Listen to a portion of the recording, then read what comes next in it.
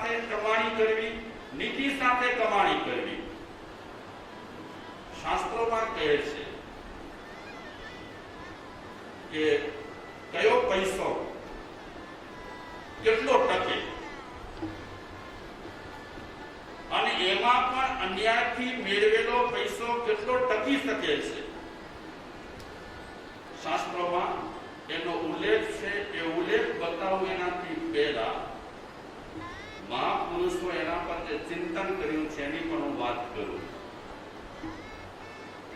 અન્યાયથી ભેળી કરી લક્ષ્મી ગૃહે ના બહુ ટકે, અન્યાયની લક્ષ્મી થકી નહીં શાંતિ લેશે લઈ શકે. શંકા રહે હૈયે સદા ન્યાયથી ધન મેળવ્યા, લોકો વડે અપવાદ બહુ અન્યાયનો ધન ભોગવ્યા. ઉપાધ્યાય સિદ્ધિ મુનિ મહારાજ, બહુ જૂનું એમનું કાવ્ય છે. આપણે 35 જે ગુણ રજૂ કરવાના છીએ, વિચારવાના છીએ, પૂરું એ વર્ણન આપણે એમના કાવ્યના આધારે પણ કરીશું. એમણે જે પ્રાચીન દ્રષ્ટાંતો આપ્યા છે એના બદલે આપણે તાજા કેટલાક દ્રષ્ટાંતો જે તે વિષય ચાલતો હશે તે વિષય પર આપીશું. તો આજે ગાથા આપે સાંભળી અને એ શબ્દો પર આપણે ધ્યાન દીધું હોય તો એક ગાથામાં શું કહેવા માંગે છે કે અન્યાયથી લક્ષ્મી ભેગી કરેલી હોય એ ઘરમાં બહુ ટકતી નથી. અન્યાયથી લક્ષ્મી ભેગી કરેલી હોય એ વ્યક્તિને લેશ પણ શાંતિ આપતી નથી. લેશ એટલે જરા પણ. અને જે વ્યક્તિ અપ્રામાણિકતા અને અનીતિથી પૈસો ભેગો કરેલો હોય એને હંમેશા એના મનમાં શું રહેતું હોય? ત્યાં ગડબડ કરી હોય તો એને મનમાં શંકા રહેતી હોય. થાપતો માણસ રોજે રોજ ખાતો જાય પૈસા કમાવામાં, થાપ ખાતા પૈસો કદાચ એને મળી જાય પણ એને શંકા રહે ને બીજી બાજુ સમાજમાં એનો અપવાદ થાય. મળી જાય પૈસા મળી શકે છે, જો કે આમને આમ પૈસા નથી મળતા, એના માટે પણ પુણ્ય તો જોઈએ. માણસનો પુણ્ય જો સારો રહેલો હોય તો સદબુદ્ધિ પૂર્વક પૈસા કમાવે, અને પુણ્ય જો એમાં રહેલા હોય, શુદ્ધ પુણ્ય રહેલા હોય તો દુર્બુદ્ધિ સાથે પૈસા કમાવે, પૈસો મળી શકે છે. સમાજમાં અપવાદ થાય, સમાજમાં વગોવણી થાય અને નામ બદનામ થઈ જાય તો એ ગમે તેટલા કરોડો પૈસા કમાયો હોય શું કામ? જો કે એક સંસ્કૃત શ્લોકમાં કીધું છે સર્વે ગુણા કાંચન માશ્રયંતે, સર્વે ગુણા કાંચન માશ્રયંતે.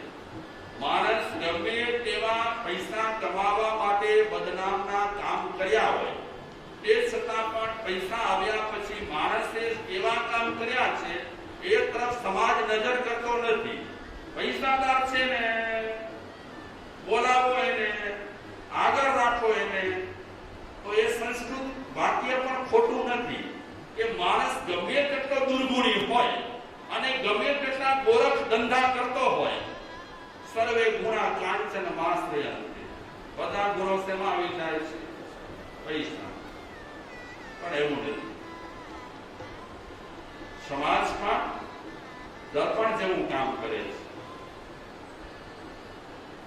માણસ ખરાબ રીતે પૈસા કમાયો હોય, દાન કદાચ દીધેલો હોય તે છતાં પણ એના મનમાં ખટકો તો હોય કે આ પૈસો મારો ખપે તેવો શુદ્ધ નથી, પ્રામાણિક પૈસો નથી.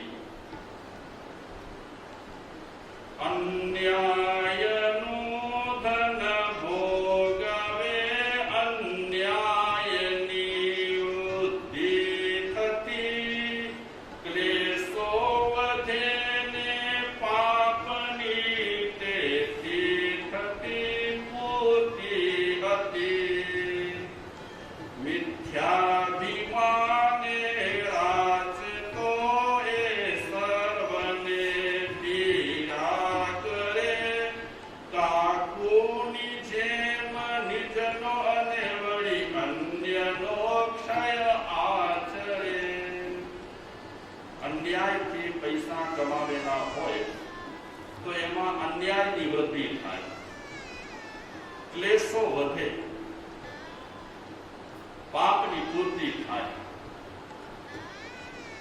માણસ સમજતો થઈ જાય તો ચોક્કસ પણ થઈ જતો હોય છે કમાણીમાં કે ચલો જે મળે તે ગુજરાત ચલાવવું છે અને થોડી ઘરમાં સુવિધાઓ વસાવવી છે બાકી હું ખોટી રીતે પૈસા જિંદગી ભર સુધી ભેગા કરતો રહીશ તો પૈસા તો મારી સાથે ચાલવાના નથી પણ પૈસા માટે જે પાપ કરેલા હશે એ પાપો મારી સાથે ચાલવાના છે અમુક વર્ષો પછી પરિસ્થિતિ અને સંજોગ સારા હોય તો માણસે ધંધાકીય પ્રવૃત્તિ ત્યાગી કરી અને ધાર્મિક પ્રવૃત્તિમાં અને સામાજિક પ્રવૃત્તિમાં અને સેવામાં પડી જવું જોઈએ અમુક વર્ષો પછી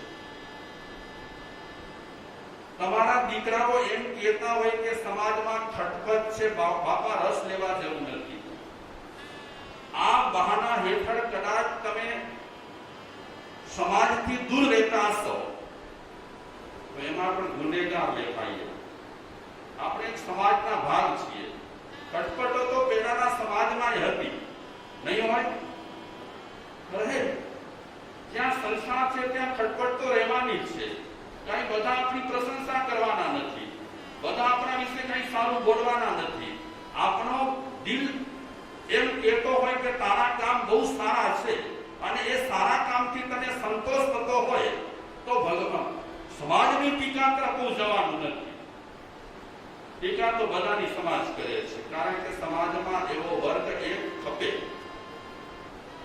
એને એક કામ સોંપેલું હોય કયું કામ સોંપેલું હોય સમાજમાં એક વર્ગ ખાલી ફોટા પડાવવા ખપે એમાં નારાજ થવાનું ન હોય અમિતભાઈ એક વર્ગને આ કામ સોંપી દેવાનું કે જ્યારે જ્યારે ફંક્શનો થાય ત્યારે તમે આગળ આવી જાઓ ફોટા પડાવી જાઓ અને જે પેપરોમાં તમારે દેવા હોય એટલું જે પેપરોમાં આપી દો જેટલી તમારે નામની કમાણી કરવી હોય કમાણી કરો પણ બાપા સમાજ જુએ છે આપણી બે આંખ છે સમાજની હજારો આંખો છે કેવલ ખોટાથી સમાજ નક્કી નહીં કરે સમાજને સામે રાખવા જેવો છે બાકી આવા વર્ગ ખપે અને આવો વર્ગ ન હોય ને તો કોઈ પણ ફંક્શન ને આવો તો ફોટા કોડ પણ આવે બોલો દિનેશભાઈ કહી દે કે હું ફોટામાં માનતો નથી ને મનુભાઈ કહી દે કે આપણે તો ફોટાથી વિરુદ્ધ રહેલા છીએ તો પછી મજા કેમ પડે આ બધું સમાજમાં જોઈએ તે છતાં પણ સમાજમાં પ્રતિષ્ઠા જમાવવા માટે વ્યક્તિએ નીતિ પ્રમાણિકતા છોડવા જેવી નથી અને સમાજ માટે સમય આપવા જેવો છે ચલો તમને ખટપટ નથી ગમતી ને ન કરો ખટપટ પણ જ્યાં જ્યાં સમાજ તમારા માટે અને તમારો સમય માંગે છે ત્યારે ત્યારે તમે સમાજને સમય આપો તમે એકદમ દિલના ચોખા છો માની લીધી વાત તમને ખટપટ કે નિંદા કુથલી ગમતી નથી બહુ સારી વાત છે પણ એનો મતલબ એ નથી કે સમાજમાંથી હટી જાઓ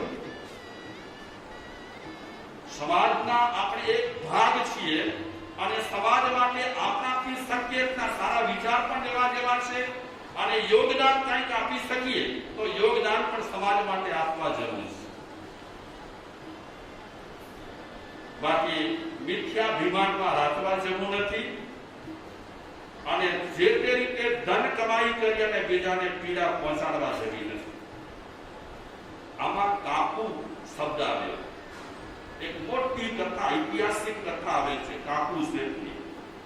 એટલા પૈસા કમાયા, એને જાદુ મળી ગયું હતું પૈસા કમાવાનું. બોલો મધુભાઈ, આ કાકુ શેઠનો ઇતિહાસ છે. પણ એ કાકુ શેઠ પાસે પુષ્કળ પૈસા આવ્યા પછી ખટપટ સિવાય કઈ વાત જ નહીં. આમની સાથે લડાઈઓમાં સહયોગ આપવો, આમની સાથે ભરી જવું, લડાઈઓ કરવી, બસ આ જ કામ આ કાકુ શેઠે કર્યું. તો આવો પૈસો માણસને ઘણી વખત સારી બુદ્ધિ પણ સુજાડતો નથી. વધુમાં વધુ અન્યાયનો ધન વરસદસ રહે તું ધ્રુવે. ધ્યાનથી શબ્દો પર તમારું મન રાખજો. શું કહે છે? વધુમાં વધુ અન્યાયનો ધન વરસદસ રહે તું ધ્રુવે. 11મા વર્ષે નકી મૂડી સાતના સે જન કહે. અન્યાયને દેવાદિના દ્રવ્યે ચહે હિત બુદ્ધિને નિર્બુદ્ધિ તે ઝેર ખાઈને જીવવા ચહે મિથ્યા બને. આજે આપણે આ મુદ્દો પૂરો કરવા માંગીએ છીએ, એટલે ચોથા ભાઈને બોલતા નહીં. ગઈકાલે ચોથા ભાઈ મારી પાસે આવ્યા અને મને કીધું કે મને યાદ પણ તમે ન કર્યા. રડ્યા બિચારા ચોથા ભાઈ. એટલે આજે હું ભૂલી જાઉં તો તમે મને યાદ કરાવજો ચોથા ભાઈને. પણ એ ચોથા ભાઈની વાત ચાલુ કરો એનાથી પહેલા આજે ગાથા કન્યામાં શું કહેવા માંગે છે? અન્યાયથી પૈસો કમાવેલો હોય તો વધુમાં વધુ 10 વર્ષ સુધી ટકે. હું આ ગાથાના સંદર્ભમાં આ ગાથાને લગતો જ એક શ્લોક કહું. અન્યાયોપાર્જિતં દ્રવ્યં 10 વર્ષાણિ તિષ્ઠતિ પ્રાપ્તે ચૈકાદશે વર્ષે સમૂલં ચ વિનશ્યતિ. વર્ષો જૂના શ્લોકો છે, અત્યારના નથી. બસ આ ગાથાને શેમ આ શ્લોક રહેલો છે કે અન્યાયથી, અનીતિથી, અપ્રમાણિકતાથી મળેલો પૈસો મેક્સિમમ 10 વર્ષ સુધી ટકે. તમને દાખલા મળશે. વધુમાં વધુ કદાચ ખેંચાય તો 1 વર્ષ ખેંચાય. 1 વર્ષ ખેંચાય એટલે 10 ને 11. પ્રાપ્તે ચૈકાદશે વર્ષે સમૂલં ચ વિનશ્યતિ. મૂળ સાથે એ ધનનો વિનાશ થાય. કુદરત છે ને, જે સતયુગમાં એ જ કલિયુગમાં છે.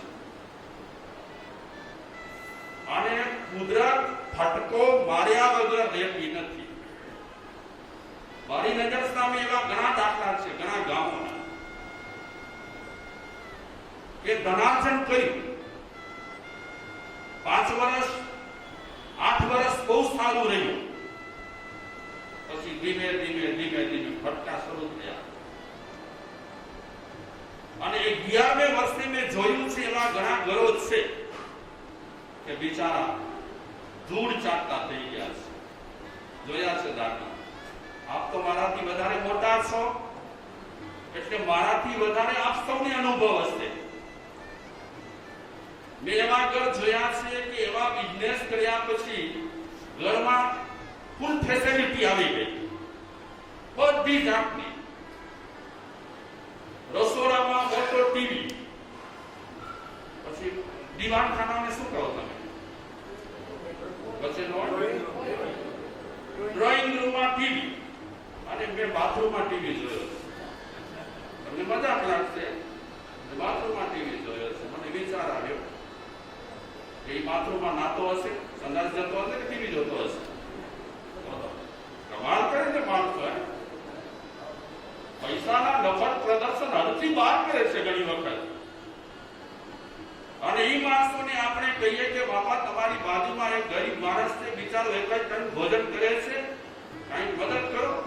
બાથરૂમમાં પેલો ટીવી રાખ્યો છે ને કાઢી નાખો અને એના જે પૈસા થાય તો તમે આ બિચારાને આપી દો. પુરાનામાં આપતા અડધા આપી દો બાપા. એ નાના માણસ છે. આ લોકો તો એ જ લાગના છે. બોલો આવા નફટ જવાબ કે આ લોકો તો એ લાગના છે, ધંધા કરવા ન હોય, બેઠા રહે તો ક્યાંથી પૈસા મળે? અન્યાથી પૈસો કમાવેલો હોય તો વધારેમાં વધારે 11 વર્ષ સુધી ટકે એવી માંગ જનશ્રુતિમાં પ્રવર્તે છે. અને જે માણસ અન્યાય કરી રહ્યો છે, પૈસા કમાવા માટે અનીતિ કરી રહ્યો છે, અપ્રમાણિકતા કરી રહ્યો છે, એ માણસ દેવની સહાયતા માંગે. હા, પદ્માવતી દેવી કે ફલાણા દેવી કે ફલાણા દેવની સહાયતા માંગે. તો એક કવિ કહે છે કે જુઓ તો ખરા માણસો, એક બાજુથી એને અન્યાય કરવો છે, અનીતિ કરવી છે, અને બીજી તરફથી એ દેવતાની સહાયતા માંગે છે. શું અક્કલ વગરના એ દેવતાઓ એવા છે કે તારા ધંધામાં તને સહકાર આપે? હા, દ્રવ્ય ચાહે હિત વૃત્તિ ને મારું કેમ હિત થાય, મારું કેમ સારું થાય, મારા ઘરની પ્રગતિ કેમ થાય, એવું દેવ પાસે માંગે. પણ કરે શું? ધંધા કેવા હોય? ધંધા એના ખોટા હોય, બિઝનેસ એનું પ્રામાણિક હોય નહીં, અને દેવ પાસે માંગણી કરે કે મારા આ ધંધામાં વિકાસ થાય, મારા ઘરમાં હરેક જાતની વૃદ્ધિ થાય. તો કવિ કહે છે આ નિર્બુદ્ધિ માણસ ઝેર ખાધા પછી જીવવા માંગે છે એવું કામ કરે છે. ઝેર ખાઈ લે અને પછી જીવવાનું માંગે. આ તો શંકર ભગવાન જેવા કોઈ હોય એ નીલકંઠ બની જાય. બાકી તો ઝેર લીધા પછી આપણે ગમે તેટલી વખત પારસનાથ ભગવાનનું નામ લઈએ ને ઝેરનું કામ કરે કે ના કરે? હોય કોઈ મીરાબાઈ જેવા એ ઝેરને પચાવી શકતા હોય, પણ એનું જીવન તો જોઈએ આપણે કે ઝેરને પચાવી શકે એની પાછળ એનું જીવન કેવું હતું. જીવનમાં નીતિ કેટલી રાખી હતી, ન્યાય કેટલું રાખ્યું હતું, પ્રામાણિકતા કેટલી રાખી હતી. અને પ્રામાણિકતા જે વ્યક્તિ એકદમ અનિશુદ્ધ રાખે એને તો કુદરત 100% આ કલિયુગમાં પણ મદદ કરે છે, એમાં જરા માત્ર શંકા નથી. શાસ્ત્રો કહે વ્યવહારની શુદ્ધિ વડે ધન શુદ્ધિ છે, ધન શુદ્ધિથી આહારની શુદ્ધિ થતી નિશ્ચય દિશે, આહારની શુદ્ધિ